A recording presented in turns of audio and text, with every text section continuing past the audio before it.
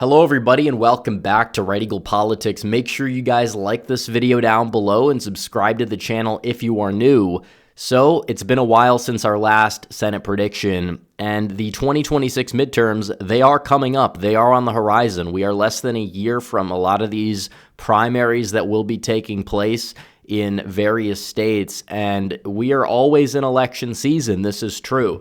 Donald Trump is president now, and he has a trifecta that can help him get things done, and he's going to want to keep that, especially with all the roadblocks that he's had to deal with in terms of these judges that we see. He needs to fill these judgeships, and a very important thing to be able to do that is to have control of the United States Senate, and it would get a lot easier if he was able to expand the United States Senate majority that the Republicans have, in addition to keeping the House, which is a whole nother discussion. We'll do a House prediction at some point as well, an updated one that is. But looking at the Senate map, once again, it is very, very beneficial for the Republicans, and there's not a lot of flips that the Democrats could have, to the point where the question isn't even, can Democrats retake the Senate? The answer is probably not. The question is, do Republicans, lose a seat, stay where they are, or gain a seat or two? And the highlighted states here, two of which are clear competitive states in Michigan and New Hampshire. Both were decided by less than 3 points in the 2024 election. And then you have Minnesota. Those are where incumbents are retiring. Kentucky on the Republican side. Thankfully, Mitch McConnell is gone. He's kind of been this dead weight for Republicans in some of these key Senate races as well, ruining the Republican brand. He's one of the least popular figures in the entire country, and now he's retiring. So thank God for that. But in terms of the upcoming election, we have plenty of seats that we're going to fill out, and the goal is to get to 50 if you're the Republicans, because if they get to 50, which is almost guaranteed, J.D. Vance would be the one breaking ties, whereas Democrats need to get to 51 so they can have a clear majority. So it's very difficult for them, but we're going to fill this map out. We're going to start here with the Republican states: Alaska, Idaho, Montana, Wyoming, South Dakota. Those are all going to be in the safe Republican column, which means that Republicans are going to win them by 10 points or more. Nebraska as well. Now, it is true that they're trying to run that independent as some Democrat stand-in who's going to get all the Democrat votes and possibly pick off some Republican votes to make it competitive, but I think Ricketts is going to end up winning anyways.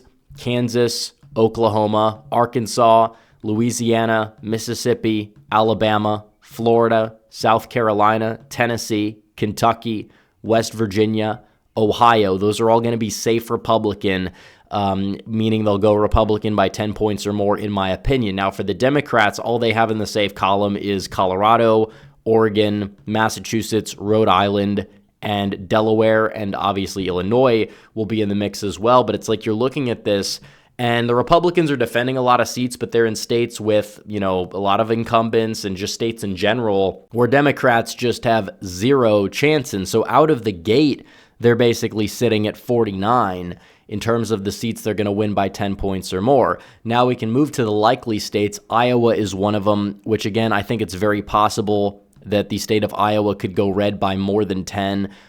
Just being a little cautious here, because it is true, it's a little bit of an off-year election. The Democrats are going to run a probably more competitive race at the governorship level because they found a decent candidate.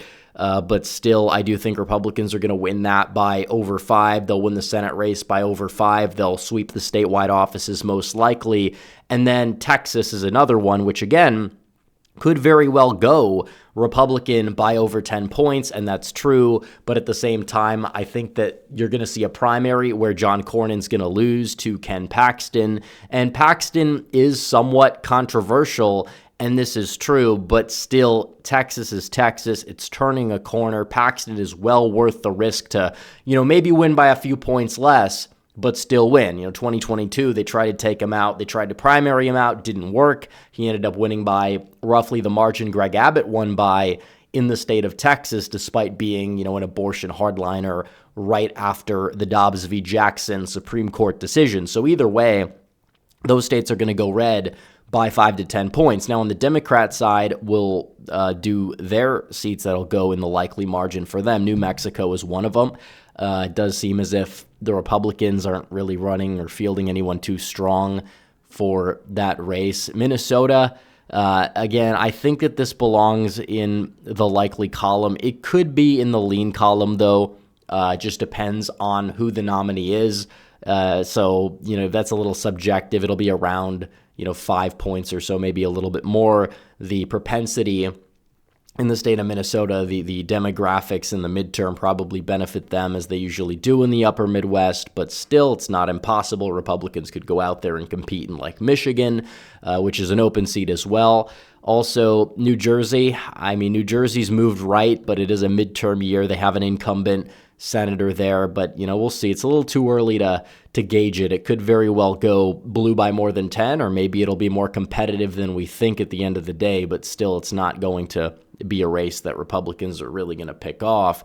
And then you have the state of Virginia, which Mark Warner, he's running for re-election. It seems Republicans aren't really fielding anyone too strong, but still, Virginia's not like the most blue state ever. If they run somebody whose replacement level probably is going to go blue by like 8 or 9 points or so. So 51 to 44 for the Republicans when the likely states are counted. They already have a majority plus 1. They have 53 seats right now. Now we get into the more competitive seats, which are going to go in either the lean column or the tilt column. And I think we'll just go state by state here. And we'll start off with the state of Maine, where Susan Collins is an incumbent. And every year they'll show her approval polling being down, and Democrats will think that they could go out there and get her. The only problem is it doesn't seem like there's a candidate that is really strong that they can field. It's not really likely that Jared Golden goes for it. Golden has worked for Susan Collins in the past. If anything, he likes Collins and could even consider backing Collins. And then the current governor there, Janet Mills, she's like 77, and they put up a strong candidate who was like their state house speaker in 2020, and she was up in the polls by 10 points, and she lost by 10. It was one of the biggest polling misses ever. Maine is a hard state to poll. But Susan Collins, I think, is going to be the favorite. They might try to keep it close, but, she's one of these people where, we don't really like her too much, but it's like you can tolerate her because it is Maine, and she still comes through more than you would think, and a lot more than Lisa Murkowski, who's another primary target for 2028. And it's also why ranked choice voting being repealed, being back on the ballot again this time in Alaska is good, but the repeal side really needs to seize the narrative there and put more effort into it, because they didn't put enough effort in last time. It's still almost passed, but still that's besides the point. Either way, we need the Senate majority. And Collins winning in Maine is an objectively good thing compared to the alternative. And I don't think that wasting time primarying her is really all that worth it when you have other people like Mike Rounds, like Bill Cassidy, like John Cornyn, even Lindsey Graham, who are in red states, who I would consider much higher primary targets based on the performance. Because you have people in some of these places like Cornyn, he's not even that much better than Collins, but his state voted for Trump by like 20 points more than Maine did on net. So we really need to prioritize them because we can get them. Otherwise, we just be spending time and wasting time trying to elect a Democrat in Maine to, feel good for a day or something. So up next, we have New Hampshire, which again, this was a close state. And I think that it probably could go red in the Senate if Chris Sununu decided to run, but instead he decided to, once again, be lazy, be selfish, and not go for it. And this is a state that was closer than North Carolina was. It was closer than even like Nevada was in 2024. If Republicans put more time and energy into it, it's possible they could have flipped it. And it's an open seat. Now, Democrats have Chris Pappas going for it. He's not the worst candidate overall, but the electoral juggernaut senator they had before is retiring. Now, Republicans are very likely going to nominate Scott Brown, who's more solid than Chris Sununu, and I think he can win. I just think right now you'd have to say it starts off in the lean Democrat column. He's much better overall on the issues. He'll be a much more reliable vote. And he was a senator in Massachusetts, and he was very solid, and he was an electoral titan there, and he ran a close race in 2014 in New Hampshire. He's more established there. He's less of a carpetbagger as it stands now, to the point where, yeah, he's going to run a competitive race. I just think it's too early to say, oh, he's going to win. So then we have Michigan, and this is one that the Republicans, at the governorship level can flip, because it's a three-way race. You have John James running for it, who's a strong candidate overall. The Democrats are probably going to put up somebody weak, and then the candidate they couldn't recruit but would have been strong in Mike Duggan, he's running as an independent, and there's this big rift there. So Republicans probably, if they get to like 42, 43%, which I think that they probably would in the state of Michigan, they're going to win the governorship. If Duggan stays in the race, which, again, we don't know what can happen. We always have to prepare for the alternative, prepare for the worst. But still, Michigan is definitely a race at the Senate level that's going to be a bit harder, but it got a lot easier because Gary Peters has decided to not run for re-election, and the Democrats very well could put up one of their less palatable options for this race. Still, Michigan is a state where if you want to win, you need to get out a lot of these white working class voters, and Republicans have struggled to do that in these midterm elections. Not as much as they've struggled in special elections, but still, Michigan is a state where it's going to be possibly close, depending on who the Republicans nominate, but I would say it's going to start off as a lean Democrat, but not impossible to win. But it's a little bit of an uphill climb there. It also depends on the state of the economy. What is Trump's approval rating, etc., because a lot can happen in 6 months, let alone 18 months. So then we go to North Carolina. And this is an interesting one because it's very likely that Roy Cooper, who is the Democrat or former Democrat governor of North Carolina, who many Democrats had hoped would run, it seems like he's not going to. In fact, Wiley Nickel, who is a congressman or former congressman from North Carolina and is very close friends with Roy Cooper, he is angling for it, and he's already announced his run, and the Democrats are propping him up to the point where Cooper probably doesn't go for it, and even if he does, you'd have this like massive divided primary field thing going on. And I think it makes it easier for Tom Tillis overall.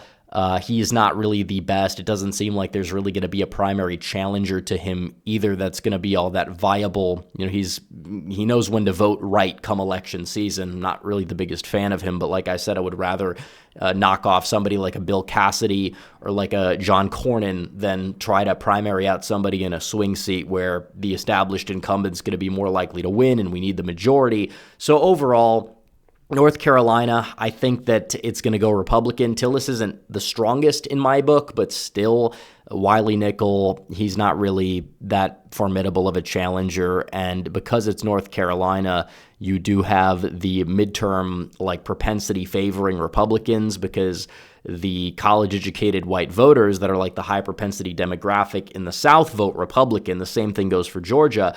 And I think this one does hinge on the Republican nominee for Senate in Georgia, but I think Brian Kemp is going to go for it. He's not really somebody that I like a whole lot, but he is an electoral juggernaut. You're not going to beat him in a primary. You're not going to beat him in a general election, probably if you're John Ossoff, who is very overrated. His original win was a fluke, and honestly, I think you could make the case that Brian Kemp would win by more than 2. He would get to the 50% plus 1 threshold in round 1, which would be more than enough for him to win the race and win by a lean margin. So this is the map, in my opinion. Republicans at 54, Democrats at 46. There's not that many competitive races, and it is true that we're going to know very early on in the night if Republicans are going to expand their majority or not, because North Carolina and Georgia, they do count relatively quickly at this stage in the game, and those are, the most competitive seats overall that we know. So Republicans at 54, Democrats at 46. Thanks for watching this video, guys. Like this video down below, comment down below, subscribe to the channel, hit the bell for notifications so you never miss another video. Follow me on social media. The links are all in the description down below, and I will see you guys in the next one. Red Eagle, out.